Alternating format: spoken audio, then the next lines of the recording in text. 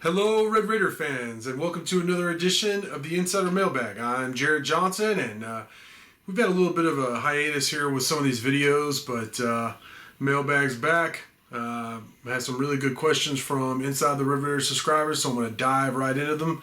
First one comes from Riding Fearless, who I was talking about Kerwin Walton, and that he expected Walton to commit, which he has since done and signed with the Red Raiders. Big pickup. If you haven't seen it already, I should have a video on Walton, my take on what Tech's getting with him. Mighty Joe had a really good story as well. So Austin Massey talked about him a lot on the Insider too, and kind of some of the behind-the-scenes stuff with his recruitment to Texas Tech and from other schools. So be sure to check all that out. But Riding Fearless wanted to know, since Walton's has signed, and that's 12 of the 13 scholarships allotted to each team.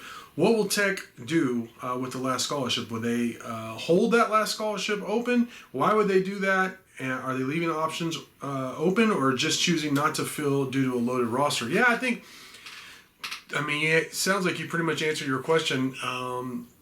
Texas Tech did that last year. They ended up adding Jalen Tyson. I don't know if there's going to be somebody like Jalen Tyson, but Texas Tech does have a loaded roster.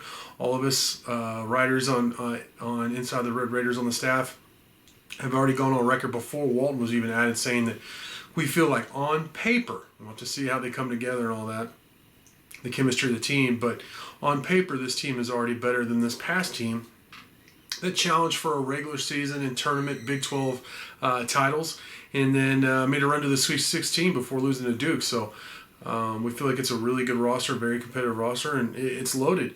And then also, I think having a little bit of wiggle room, since you feel good about your roster, is a good thing to do. Now, if they find somebody, if somebody jumps in the portal, or if there's somebody they could add even for the next year that they really like, perhaps they'll do that. But right now, they have some good walk-ons too. They have a loaded roster. It appears they're going to leave this scholarship open, but of course with recruiting, especially nowadays more than ever, things can change in a hurry. All right, Tall Cool wants to know if the Big 12 will consist of 14 football teams in 2023, and when will Texas and Oklahoma hit the road? Yeah, that's a good question. I'm wondering the same thing. Of course, they're saying they're going to stay until the agreement runs out in 2025. We'll have to see about that. Right now, I'm having a hard time believing what anybody says publicly in college sports. And like I said on the board, I think in the Hump Day chat earlier this week, especially those two institutions. So we'll have to see. Of course, in 2023 or the summer before that school year, it's been formally announced that, of course, BYU and then Houston, Central Florida, and Cincinnati will join the Big 12. So that'll give you 12. If UT and OU is still here, if they haven't jumped ship to the SEC by then 14. So my best guess is, probably. I don't know if they'll be here for 2024, but I don't feel great about that. I wouldn't be surprised if they paid the hefty exit fees and got out and went ahead and got to the SEC. But then again, I can't remember exactly what it is. It's like 70-something million for each school, or I don't know what it would be after the 2022 season, but it's a lot. And so maybe they stay for a while. Now, staying till 2025 sounds like a long way away. So I find that hard to believe. So we'll have to see. But to answer your question, if I had to guess, I'd say probably, but I don't feel very, very strong about either way, whether those two teams will be with the Big 12 or gone. We'll just have to see how it plays out. All right, San Antonio Texan asks my thoughts on Avion Carter committing to TCU, 4-star defensive end from Amarillo, Tascosa. He says, did it hinge on Everhart already being at TCU? That's Major Everhart, also from Tascosa, from the previous class. He said, will he still visit Tech, and any chance for a flip later in the year? No, he is not going to take any more visits. He's committed to TCU. I think that definitely hurts the chance for Texas Tech to flip, or anybody else to flip Avion Carter. I think he probably will end up signing with the Horned Frogs. Now, again, it's recruiting. Things change. if something were to change with TCU's coaching staff or something like that, perhaps he would open things back up. But as of right now, based on a story by Jeremy Clark, who's the publisher at the TCU site, does a great job over there. He's a really good guy. It really, it's a free story. If you read, I believe it's a free story. If you read the interview about Avion Carter committing to TCU after taking an official visit there, he made it pretty clear that it was the school, the coaching staff, and all that. Yeah, it's nice that Everhart's there, but I think well, it is. I don't think that is the most overhyped, overused, but it's not really worth a whole lot reason why people give for recruits maybe being interested in a school or committing to a school. They just generally don't do it for family even, but especially not just friends. I think he just liked the coaching staff and the TCU program and Fort Worth and all that, which is fine. Now, it's a big loss for Tech. They're trying to keep a fence around West Texas, and they've done a really good job under Joey Maguire so far, but there are still some guys getting through. Avion Carter is a big loss. I mean, Tech, they clearly wanted him. He was expected to take an official this weekend, but he's not now to Texas Tech. And, Texas Tech is recruiting better than it has in the modern era, that's for sure. And you could argue perhaps as good as it ever has, or right up there, all across the board in all sports, but in football as well under Joey Maguire. So, it's hard to be too critical, that's for sure. But yeah, this is a loss. They lost this recruiting battle at TCU. You got to tip the cap to them. We'll see if Avion ends up being a good player or not. All right, Seaballs20 asks a really good question, in my opinion. He says, in your opinion, what are the biggest strengths and weaknesses for each of the following Tech coaches? Mark Adams, basketball. Yeah, I think so far, early on with Mark Adams in terms of his head coaching career at Texas Tech, his biggest strength would be, being able to, first off, recruit, but then also bring a team together in a short time. What he did last year with these guys coming from all over and getting them to play cohesive. We found out there may have been some friction between the old guard and new guard, but in terms of returning players and players who transferred in. But ultimately, the product on the court was outstanding, and how he was able to do that was very impressive. His biggest weakness, it's hard to be too critical about Mark Adams right now. Man, that's tough. I'm sure he has one or some, but I can't think of one off the top of my head. Maybe, and I don't know if this is a criticism or not. You could say it's a good thing, but his substitution pattern sometimes kind of like, whoa, I think maybe you sub that guy in or out too fast. But then again, I think it also keeps guys fresh, and that's one of the reasons Tech's able to play such physical defense for so long, for one in a game and then throughout the season. So I would have said lack of head coaching experience at this level. He had Division I experience before, obviously junior college and all over. But there's just not a lot of weaknesses that I could think of right now with Mark Adams. So that's a tough question. He also wanted me to answer for Joey Maguire and Tim Tadlock. We'll go with Joey Maguire first. To me, he has a lot of strengths. One of them has to be, or the one that really stands out is his ability to form these strong bonds with people, these relationships he has with people all over in college football, in high school football, within the media, whatever.